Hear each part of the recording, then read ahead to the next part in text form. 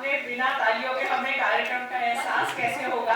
और जैसे कि मैंने आज कार्यक्रम की शुरुआत में कहा था कि ये कार्यक्रम तो चलने वाला है कायदे कानून से। एक कानून आपको पता लग गया, दूसरा कानून अब जान लीजिए।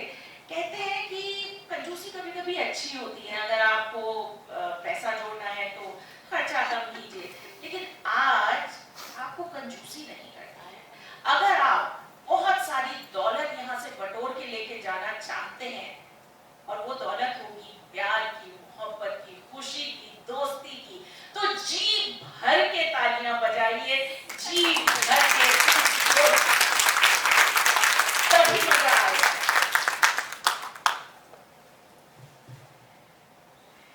तो अब कार्यक्रम को गति देते हैं और आमंत्रित करते हैं साहित्य मुग्धा दर्पण, जो कि आज के हमारे इस कार्यक्रम की सहयोगी संस्था है, उनकी अध्यक्ष रेखा स्थाना जी को कि वो आए और दो शब्द कहें। रेखा जी के बारे में अभी पूर्णिमा जी ने आपको बताया, उसके साथ साथ मैं आपको बताऊं कि रेखा जी एनवायरमेंट प्रोटेक्शन के दिशा में बहुत मन से काम करती हैं और काफी समय से ये इसमें प्रयासरत है।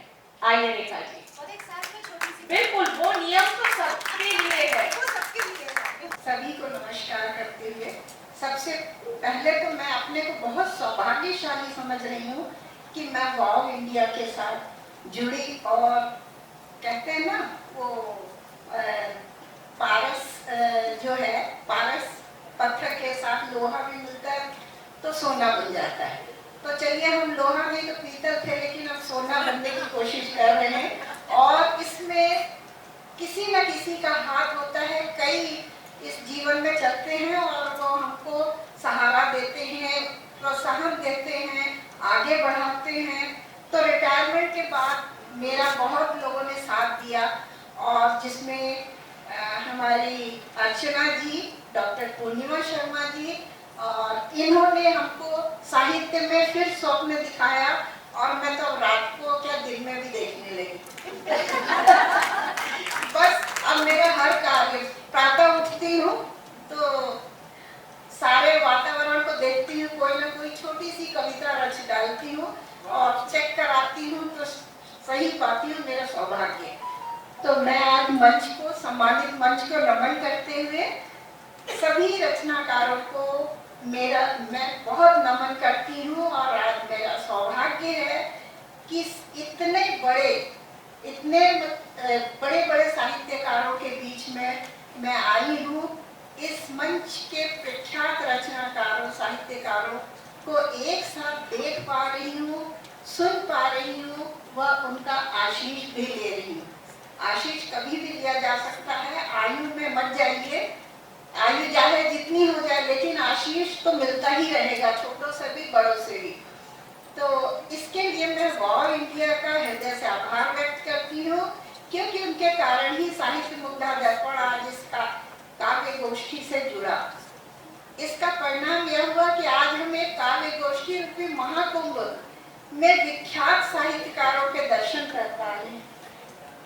आज मुख्य अतिथि के रूप में डॉक्टर नीलम वर्मा जी, विशिष्ट अतिथि के रूप में डॉक्टर मंजू गुप्ता जी, एडवोकेट राजरानी भल्ला जी, और हमारी बहुत प्रिय, अंदर ही अंदर से, मैं प्रिय तो सभी होते हैं, लेकिन हमारी डॉक्टर रमा सिंह जी, जो कि मैं इनको एक तरह से बहुत चाहने लगी हूँ। बहुत प्यार करती हैं ये, मुझे ये मालूम है। तो ये आज की अध्यक्ष भी हैं, और मैं स्वयं को भाग्यशाली मान रही कि इस महाकुंभ में, कविता रूपी संगम में मैंने भी डुबकी लगाकर आंतरिक आनंद का अनुभव करूंगी। और मैं वाव इंडिया के सभी गणमान्य जन का आभार व्यक्त करती हूँ। हमारे यहाँ की चेयरपर्सन, वाव इंडिया की चेयरपर्सन का मैं हृदय से आभार और नमन करती हूँ, डॉक्टर भानु जी का, और साथ में बहुत प्यारी, एक तरह से मैं तो बिटिया ही मानती हूँ, बहुत प्यारी मंच संचालिका हमारी अलीना जी का बहुत बहुत आभार व्यक्त करती हूँ। कोई व्यक्तित्व ऐसा होता है जो वास्तव में कब हृदय में घर कर जाए पता नहीं, और मेरा कुछ ज्यादा ही कोमल हृदय है। तो मैं बहुत जल्दी जुड़ती हूँ, अब कोई तोड़ नहीं सका आज इसको। रेखा है ना, रेखा से बांध लेती हूँ मैं। अब मेरी एक छोटी सी अभी बचपन में जो संस्कृत में कहावत सुना, वो श्लोक सुना था, एषां न विद्या न तपो न दानं ज्ञानं न शीलं न गुणं न धर्मं ते मृत्युलोके भूरिभावभूता नरा रूपे मृगाश्च चरन्ति। संस्कृत में कमजोर थी डॉक्टर साहब, अगर गलती हो तो माफ करिएगा। तो वो मुझे कहीं ना कहीं अटक गई और मैंने कहा मुझे कला क्षेत्र में जाना ही है, जबकि गणित वगैरह में ठीक थी पर मैं उधर गई नहीं क्योंकि भगवान को कुछ और मंजूर था। तो मैं इसमें आ गई और मुझे अच्छा लगा कि मैंने बहुत अच्छा निर्णय किया। तो वो संस्कृत की मैडम का मैं हृदय से आभार करती हूँ, वो तो शायद अब नहीं है, लेकिन वास्तव में कला से जोड़ने का।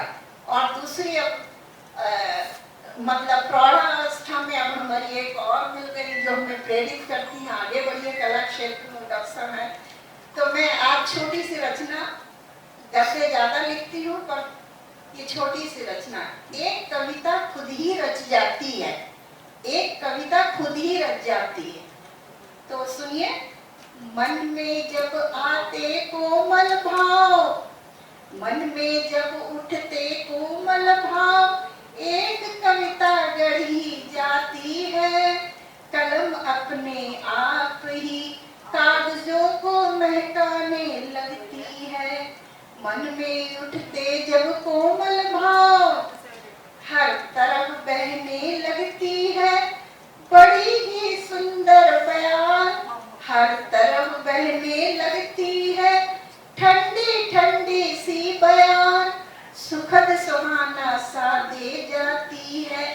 जीने का तो ये आधार, जीने का तो ये आधार, मन में जब उठते कोमल भाव, हर तरफ लगने लगता है, जैसे मुखलित हो गई हो फुलवारी, खुशबू से महकने लगती, खुशबू से महकने लगी, अब तो देखो क्यारी क्यारी।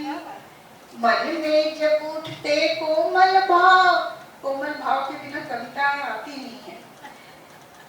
बहुत कठिन होता है, बहुत कठिन होता है, देखो ये मानव जीवन, तुम चाहो तो ढूंढ लो जीने का कोई अच्छा सा ढंग, जीने का कोई अच्छा सा ढंग,